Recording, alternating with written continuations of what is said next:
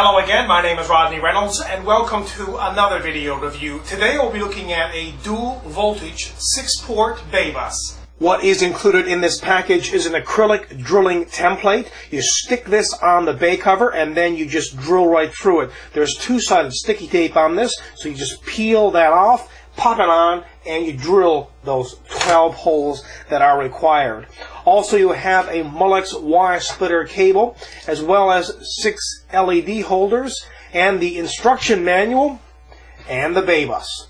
This bay bus supports 6 independent fan channels, and each one of these channels you can have the fans either to a high setting, a low setting, or an off setting.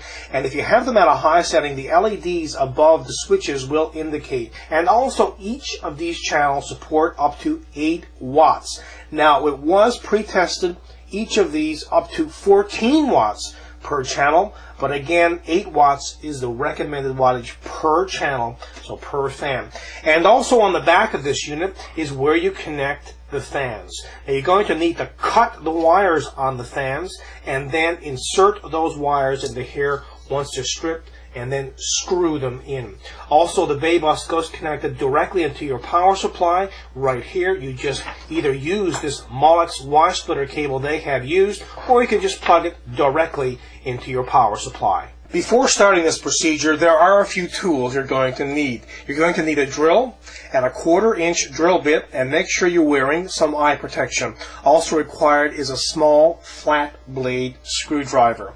Now, the first thing you will be doing is removing a blank bay cover from your case. Maybe you have a Lee & case. It's going to look something like this, and it's going to be aluminum. It'll take you a little longer to get through something like this over something like this, which is plastic.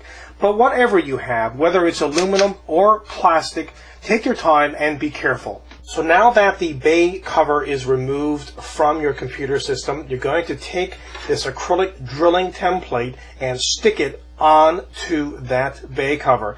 Now there's 2 pieces of sticky tape here. You want to remove that baker paper on that tape and then go ahead and stick the template accurately over the bay cover. Once you've done that, you can go ahead and drill those 12 holes.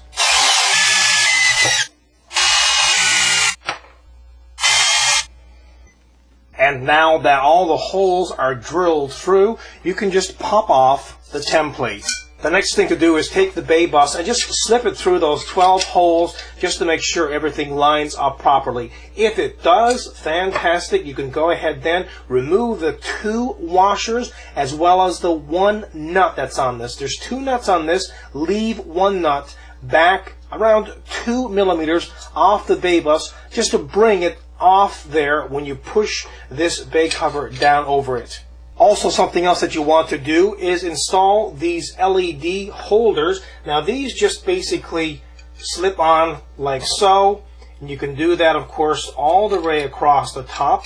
And once that's done, it will cover up any imperfections that you've created when drilling the hole. It makes things look really clean. And when finished, it will look like this.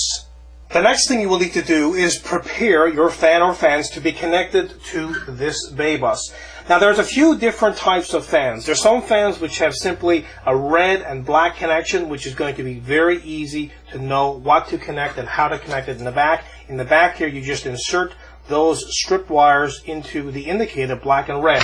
But what about you have one that has just a yellow and a black? Well, go ahead and plug the yellow into the red. Now, how about you have a fan that has red, black, and yellow? Well, in this case, you can see that this one here is just to monitor the speed of the fan, and these 2 here are the ones that you would use to cut and connect. And also, what about you have one like this? This has a blue, black, and red cable. Well, the blue one here is just for the RPMs, and you could just go ahead and leave that the way it is, or cut it, wrap it up, get it out of your way, and then just cut the red and the black wire and connect it to there. So just when you're doing that, be sure you know what you're doing before you're connecting it to this particular product. Once you have stripped the wires, you can go ahead then and connect them to the back. When you're stripping them, around 5 millimeters is fine. Twist the wire and then just go ahead and insert it in here. Make sure when you insert it to screw it down nice and tight so it's not going to pull away from you. And also on the back here you can see that it's very simply laid out. You have red, black, red, black, red, black for every single fan, and it's actually labeled here 1 all the way up to 6. Once all the connections for the fan or fans are made, you can go ahead then plug it directly into your power supply and start using the product. I have 6 fans connected, so I can control those 6 fans right from the front. Either have them off like I have now, or I can have them all to a high speed, or I can go all the way down to a low speed. This product is easy to install, performs well, and is inexpensive. Overall, this is a great product.